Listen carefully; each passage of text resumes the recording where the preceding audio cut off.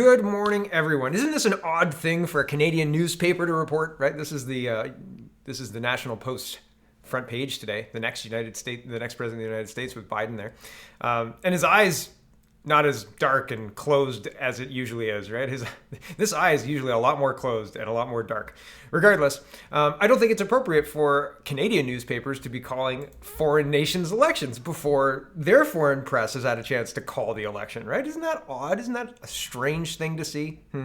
Isn't it weird? Here is getting into Canadian finances and Canadian job market. CBC's reporting job market recovery from COVID-19 slows in October with only 84,000 new jobs. That's not a lot. Even like in a normal month, that's not great, right? Like even in the course of normal times, that's not great. But in the course of the times when COVID-19 has been decimating businesses and closing businesses down left and right and forced government lockdowns, which we'll get to in a minute, having that few jobs created is not a good indicator. It's not a good sign. Okay, Canada's job market has added 84,000 new jobs in October, a better figure than expected, but one that means the economy still has more than 600,000 fewer paid workers today than it did in February before COVID-19 struck. So we're 600,000 shy. So usually, if things were ticking along and people were reopening, the job numbers would be much higher, right? Back to this. That's the lowest monthly job number since the recovery started in May, but slightly better than the 75,000 jobs that economists on average were expecting.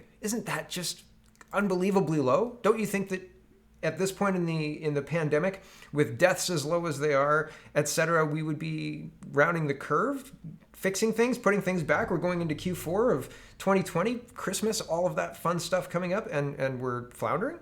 We're floundering desperately. They're using quantitative easing to the tune of, I think, $5 billion per week. And that's printing money, government bonds, buying government bonds, right? They're not printing money in the strictest sense, but they're encouraging growth by purchasing bonds to stimulate growth because they can't lower the interest rates anymore because there's no room to do that, right? They're doing everything they can to stimulate growth, but those job numbers look dicey. Yikes. Stagflation. Not good, right? This is bad. Here's Pierre Poilievre, and he says, disappointing job numbers today. They show the recovery grinding to a halt. We continue to have the second highest unemployment in the G7. The unemployment rate barely budged when it should be plummeting in the post-lockdown period. Yeah, post-lockdown period. That's a little dicey. So I got into it a little bit with Cam Guthrie, meaning that I sent a tweet that had an at Cam Guthrie in it because he's the mayor of my city. And I'm frustrated. I'm frustrated with the lack of leadership from municipal, federal, and provincial, and I'll show you that. But I'll show you the whole exchange between Mr. Guthrie and I. I got some things wrong, I'll admit it. But fundamentally, my point is, well, I'll make my point when I get there. But first, here's Brian Lilly. Brian Lilly says, data still does not back up the government's claims in Peel. No reason these restaurants and gyms should be closed. Read and retweet. Okay, so Brian Lilly makes the point that the region of Peel, well, here's the press. Here's the presser. Region of Peel is in the red zone. And they've come up with these different color-coded zones that we're going to look at in a second. Color-coded classifications for places to be in. And yesterday I first read the color-coded zone for the first announcement they made, which was on the 3rd. And so I read that yesterday. I didn't realize it was only released on the 3rd. I thought it was released on the 5th or the 6th yesterday. And so I tweeted about that because previous to seeing that, I saw the report talking about the Ford caucus and the Ford cabinet going to talk about keeping Peel in red, which is what they're going to talk about here. Fundamentally, they're using absolutely flawed numbers to justify what they're doing. They're focusing strictly on cases and other metrics that are made, well, they're not made up necessarily, but are made to confuse, in my opinion. So here's some of the metrics that they're using. I'll just let it load. Maybe we'll go back to the Ford people. Hold on. Sorry, I didn't think it was going to take that long to load. Okay, here's the epidemiology and what they're using here. The confirmed cases, 7-day moving average is 17.5. The test positivity rate is 1.2, they say, but I'd love to like click this and see how they're getting these numbers and where their numbers are coming from. The effective R number, the R naught, they're saying it's 1.3. Again, I'd love to see what the numbers are, right? And sometimes I miss things, sometimes I'm wrong about things, and that's okay. I try and correct things when I'm wrong. But this to me is way more confusing than looking at something like this. It's very simple, the cases, right? And goodness, it's going to take a minute to load again. Oh, okay, no, it didn't. So we've got 2 in hospital in the city of Guelph. Dufferin's got 0 in hospital. Wellington County's got 0 in hospital. The city of Guelph has 2. Our fatal cases in Guelph haven't changed, not since July, anyway, since they mandated masks. Oh, maybe that means masks work. Ha, ha, ha. It doesn't. And they've got 10 newly confirmed on the city of Guelph. But, okay, so here's the tweet that I sent after believing there was the cabinet meeting. I thought that Ford and the government had the provincial government had classified us level 1 green, and then we were classified level 2 yellow. And I say we were put in green by the province this afternoon, but because of 22 cases, the mayor has decided to remove your freedoms. Sorry, Cam Guthrie, not nearly good enough. What are the criteria for the repeal of mandatory masks? Okay, so it's not Cam Guthrie who gets to decide what level we're in. It's not Cam Guthrie who made that call. And here's his. So I was wrong about that. But here's the video, and I'll make my point after he says what he's saying at the beginning here. Hold on. Here we go. First one is about COVID. So just so you know, today it was announced in our area, in our unit, that we have 22 new cases reported. That is the most since April of this year.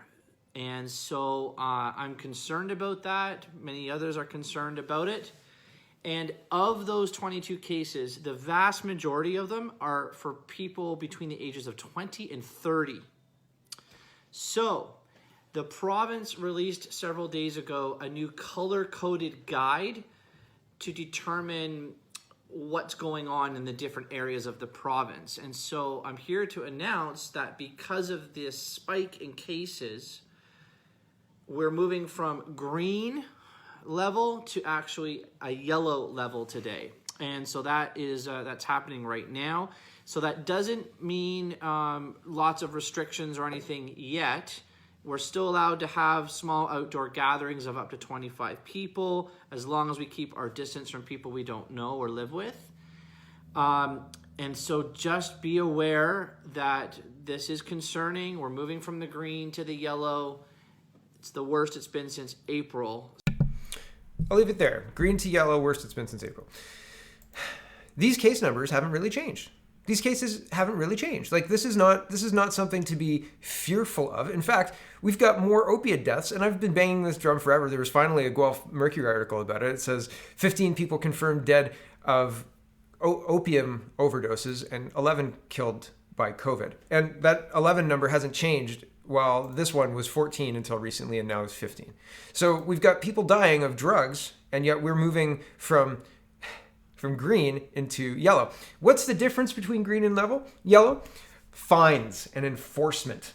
Welcome to, honestly, like I don't see Cam Guthrie. My frustration is a leader says no. A leader says this is stupid and ridiculous. Look at the numbers, the real numbers.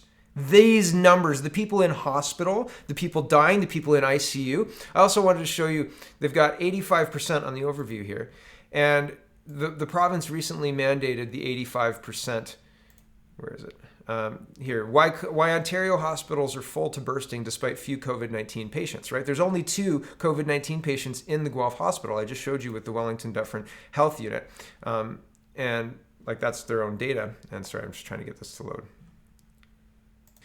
But the province says that in order to continue with surgeries, it has to be at 85% or less. Here's the article. Those rates significantly exceed the province's maximum occupancy target of 85%.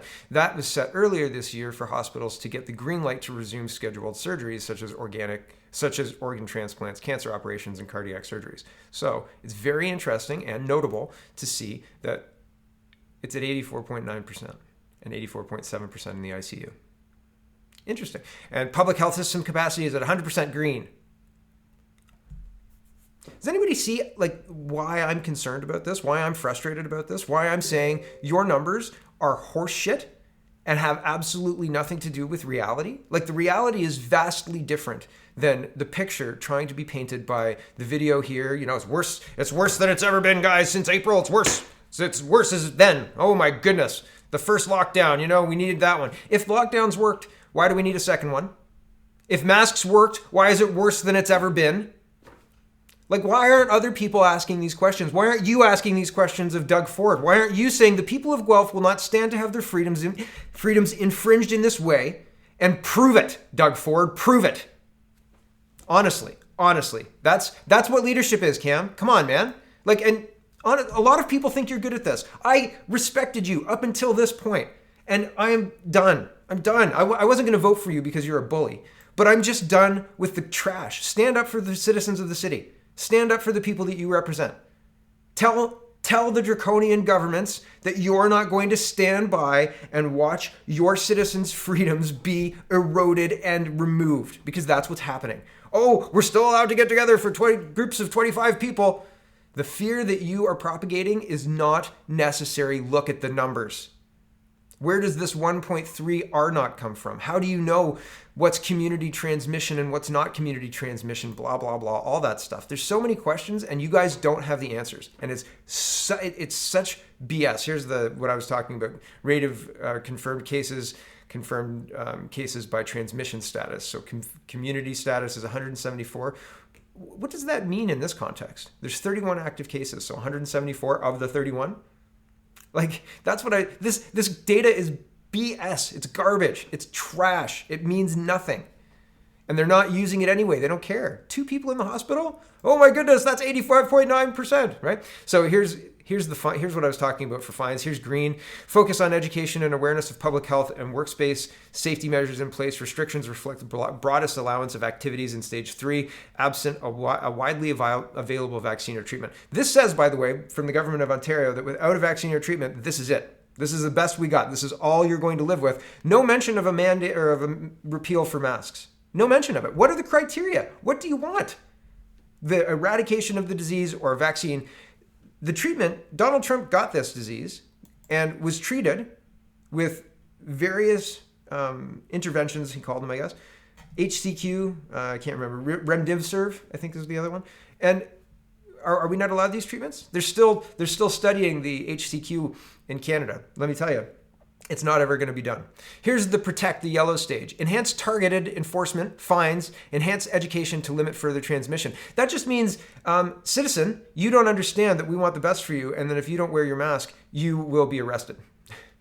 Right? And we're not quite there yet, but we're almost there. Here's the criteria.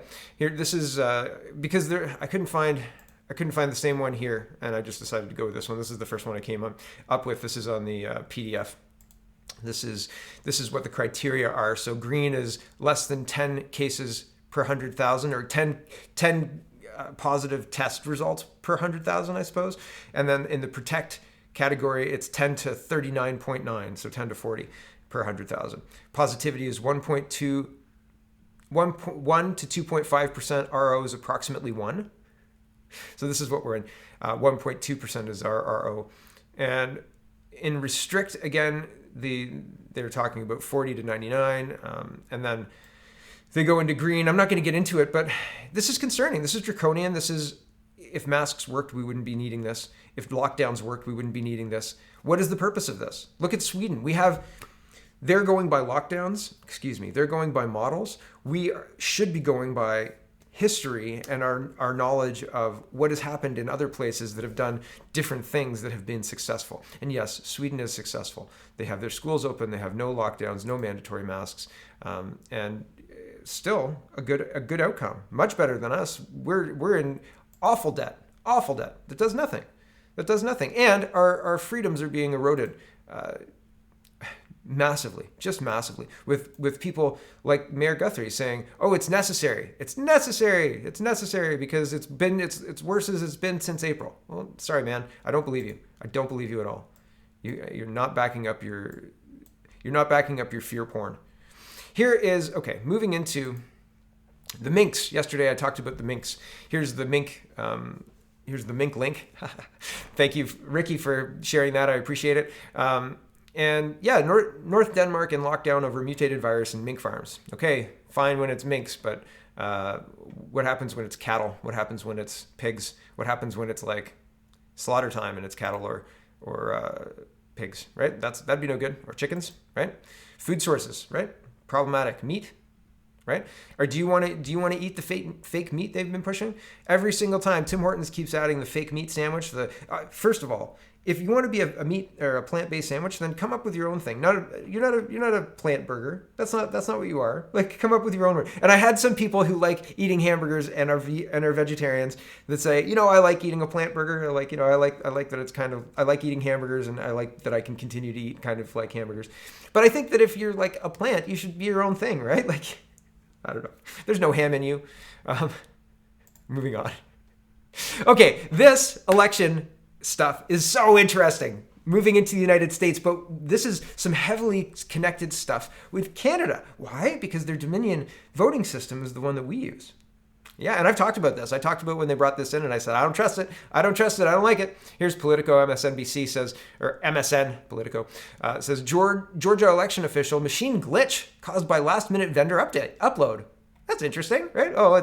Well, let's check this out just before we go live, eh? Make sure everything's set, and we'll just do a quick little update. Voters were unable to cast machine ballots for a couple of hours in Morgan and Spalding counties after the electronic devices crashed, state officials said. In response to the delays, Superior Court Judge W. Fletcher Sams extended voting until 11 p.m. The counties used the voting machines made by Dominion voting systems and electric poll books used to sign in voters made by No-Ink. The companies uploaded something last night, which is not normal, and it caused a glitch, said Marcia Riley, election supervisor at Spalding County Board of Election. The glitch prevented poll workers from using the poll books to program smart cards and that the voters insert into the voting machines. Seems convoluted, doesn't it? Here's your smart card that I just programmed. Just put it in there. Here's the Dominion voting website, and if you scroll all the way to the bottom, you see that they've got a Toronto office, and I thought, okay, I wonder if there's any more convincing stuff. It says, founded in 2003, Dominion Voting System is a leading industry supplier of electronic technology across the U.S., Canada, and globally. And I thought, okay, that's interesting. Closer. Here's the wiki on Dominion Voting Systems. Dominion Voting System is Canada's largest electronic system provider with deployments nationwide. Currently, Dominion provides optical scan paper ballot tabulation systems for provincial elections, including Ontario and New Brunswick. Dominion also provides ballot tabulation and voting systems for Canada's major party leadership elections, including Liberal Party of Canada, Conservative Party of Canada, and the PC Party of Ontario. You know who I thought was interesting? I tagged this because I thought it just made me kind of howl. Recognized by Deloitte as one of the fastest growing tech firms in North America. Dominion provides the highest level of election support services available, says Deloitte. So who are those people who certified that election that one time? Yeah, I guess so. Right? Here's Kyle Becker, and he says, in Texas, Dominion Voting Systems was turned down 3 times for certification in state elections. It listed numerous reasons why the system had major security issues. Dominion is now linked to voting irregularities in both Michigan and Georgia. Texas, new. And here's the Texas election laws link, and you could see the... one of the first things it says is some of the hardware in the Democracy 5.5 system can be connected to the internet, but the vendor claims it is protected by hardening of data IP and IP address features. It goes through the reasons for not wanting to use the voting system, but I thought, isn't that interesting? That's like the one I use, right? That was the one that the election that I ran in was used with. Here's the news conference. It says one Michigan County clerk caught a glitch in tabulation software, so they hand counted votes and found the glitch caused 6,000 votes to go to Biden, Democrats that were meant for Trump and Republicans. 4.7 million, or 47 Michigan counties use the software. Michigan? I think yeah, Michigan. So here's the video. Counties use this same software in the same capacity. Antrim County had to hand count all of the ballots. And these counties that use this software need to closely examine their results for similar discrepancies. The people of Michigan deserve a transparent and open process. So the machine changed the votes. So somebody did the math, but it's even worse. It's not just 6,000 more votes for Biden. It's 6,000 less votes for Trump. Right? So it flipped, the machine flipped. I think it started actually halfway. So I'm going to replay it, but it flipped 6,000 votes from Trump to Biden, according to their hand counts. And it's more insidious than that. Somebody did the math. If the same irregularity is found across all of the counties, then that compounds massively, right? Like not just the extra 6,000 votes. It's a huge thing. I'm going to replay it just because, well, I screwed up. Here we go. Oh my goodness. I keep screwing up. It's this mouse. If all this wasn't enough, in Antrim County, ballots were counted for Democrats that were meant for Republicans, causing a 6,000 vote swing against our candidates. The county clerk came forward and said tabulating software glitched and caused a miscalculation of the votes. Since then, we have now discovered that 47 counties use this same software in the same capacity. So that's where it ends. So do you think that they only did this one time? Do you think that this Dominion software was only glitching in this one time in one place after an upload just the night before the election?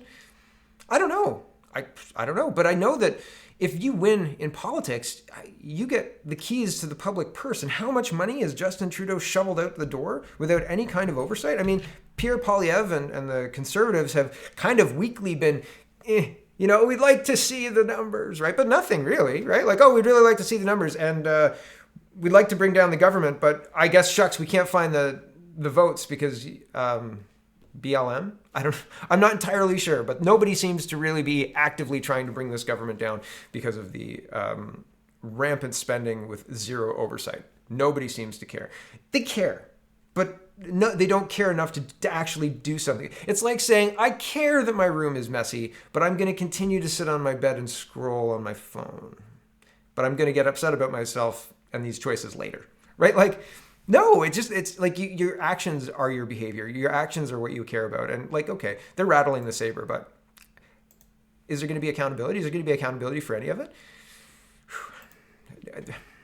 Spoiler alert, probably not. At this point, probably not. Here's another way it's not just one way that they're trying to adjust the results of this election, because adjusting 6,000 votes that were for Trump to go to Biden, that's fraudulent, right? Regardless of whether the machine meant to do it or not, that's not great, right? And if your machine that's accidentally doing this in one location, if that's used in lots of locations, and you can't be like, well, this is why this happened and it won't happen again, and this was just this machine, right? Unless you can say that, you got nothing, right? Like you've got a very, very suspect election. Here's a second way they're trying to tip the scales in their favor. And I'm talking about Democrats. I'm talking about the sky screamers, right? Breaking from the Supreme Court of the United States, Justice Alito has issued an order that any ballots received after 8 p.m. on Election Day in Pennsylvania be segregated and secured. Pennsylvania. Secured. And if counted separately. There's a petition pending before the Supreme Court. Alito's orders opposing side to reply by 2 p.m. Saturday. Alito ordered neither the applicant, PAGOP, nor the secretary has been able to verify that all boards are complying with the secretary's guidance, which it is alleged is not legally binding on them. They're saying that the Supreme Court's direction doesn't apply to them and they don't have to listen. Many of you, back to the tweets, many of you have rightly noted that this segregation securing was already supposed to be happening. PAGOP told SCOTUS today that neither it nor the PA Secretary of the Commonwealth could get all the county boards of election to confirm that they were actually complying. Now there's a SCOTUS order. I'll have an update on Sean Hannity later on today, blah, blah, blah. And then there had to be a second order issued by Alito. And I guess I've taken too long. Hold on. Breaking initial Supreme Court order to segregate ballots received after Election Day ignored by Pennsylvania counties. Justice Alito issues second order to segregate and separately count these disputed ballots. Incredible corruption. It's wild. Here's a CNN article saying armed men arrested in Philadelphia were trying to deliver fake ballots. CNN also says they had QAnon paraphernalia. And I was like, well, that's like worlds colliding. Like either you're trying to get Trump elected or you're trying to get Biden elected, but QAnon followers probably aren't trying to get Biden elected. So what's going on here? Are they trying to pin like ballot stuffing on Trump supporters to say they were stuffing the ballot for Trump? I don't know. But I thought this was one thing and it turned out to be something else. So very interesting. Here's footage. The other week, the other week, there was a Biden rally, and it was all Jeeps. And somebody on Twitter pointed out that it was all Jeeps. And this one, the person says they're all empty. All the cars are empty. This was supposed to be last night, I believe, where Biden was going to be declaring victory, but then the Diebold, the voting machine stuff broke, and they stopped with that, right? So the Dominion voting machine, the hammer and scorecard, that news broke, and so they didn't do their rally, I guess, or maybe they did it, but all the things that I read said that Joe Biden did not take the stage. Also, here's the same cars in the daytime, just sitting there waiting, right? Like, this is a Jeep dealership, right? I don't know if it's an actual Jeep dealership, but it looks like there's a Jeep dealership in front of the Biden rally to make it look like people showed up, but nobody's showing up. Like, it's fake. It's fake. It's fake. I'll let this Twitter guy say it. Movement forward, no matter what happens to him in this election. We'll see in the days ahead. There's no one in the cause. And sober and calm. Look, guys, there's no one in the cause. To get to the bottom of all these questions. Sounds like George Costanza's mother. There's no one in the cause, George. That was terrible. Okay, here's Newsweek, and it says if Donald Trump refuses to leave the White House, Secret Service will escort him out. After all that, like the ways they're trying to destabilize this election, they're using everything. They're using everything they can. All assets deployed. It's very interesting to watch, trying to remove Donald Trump from office. And I think thinking about Biden's strategy now, this was the strategy the whole time. They got election lawyers ready prior to the election. They didn't campaign. They had parking lots full of empty cars, right? And they didn't campaign. They had Kamala Harris around here and there, but Hillary at least made a little bit of a show of it, and then did the private conversations with the donors, which was really like vacations. Nobody was having speeches, right? Like, she was paid for speeches, but nobody had speeches. And because if they had speeches, they would have leaked video, right? But there's absolutely nothing in me that thinks that the strategy was to win legitimately, and everything saying, like, all of this action, all of these media pieces from Canada, the media piece from Canada, the headline news from Canada that's not loading, to the media piece saying that the president will be escorted out by Secret Service, right? The next president of the United States, Joe Biden, he couldn't get 10 people to attend a car rally, I don't know. Here's 14,000 dead people who voted in Wayne County. Here's the website where you can verify it. They're using absolutely every strategy to do everything they can. Here's the last little bit that I saw this morning. The Supreme Court may award Pennsylvania to Donald Trump, making him the president. PA Election Law Act 77 is explicit that postal votes are only valid if received before 8 p.m. on the day of the election. Trump was well ahead. And here's the actual act. No absentee ballot under this subsection should be counted, which is received in the office of the County Board of Elections later than 8 o'clock p.m. on the day of the primary or election. The deadline for its receipt as provided in section 1308G. So very, very interesting. I have no idea how this is going to play out, but as things move on, it seems that if Trump wasn't ready for this, he would have been a fool. And if he's proved anything in the last 4 years, he's no fool. And so I think that I said the other day that I thought that 2018 was a trial run. They had the ballots there. I think they can probably go back and examine that and say, like, here was the trial run. It went off without a hitch and nobody knew about it. And where are all these sealed indictments about? If the sealed indictments in that number, how many election workers are there? It would be all over the United States, right? So if there's sealed indictments in the 40, 50,000s, and they increased after 2018. So maybe the 2016 election, the 2018 elections, midterm elections, and the 2020 election. And if you knew this, right, as the president of the United States, you go to the people who you would trust and say, I think that our elections are in jeopardy, but I have to run in this election, so you do what you're going to do. Would you set up a sting? I thought this was a sting. I thought this was a sting when probably somebody mentioned that it was a sting, and I told you guys about it. But it looks like if Trump wasn't ready, like I said, he would have been a fool, and he's no fool. So he's ready. Now it's in the hands of the people who govern the laws of the land, and that's would be the Supreme Court. So I think that as soon as we hit the litigation stage of this, as soon as they start declaring who the winner is, and they may just straight declare the winner is Donald Trump, then we see those indictments unsealed and people go to start getting arrested. Maybe not. I don't know. I have no idea, but I'm totally speculating because there are things that are true. There are a bunch of sealed indictments, a whole bunch of them that haven't been opened yet. And people thought that it was in a play to win the election. But I started thinking, well, all this has to happen after he wins the election, after he wins it in a straight election that is, despite the media attacks, despite the inaccuracies in reporting, despite the never giving Trump a win, he's going to go and win this election. And then after that, he's going to say, see, I didn't need to expose your criminality. I just needed to be a president for the people who stands up for the citizenry.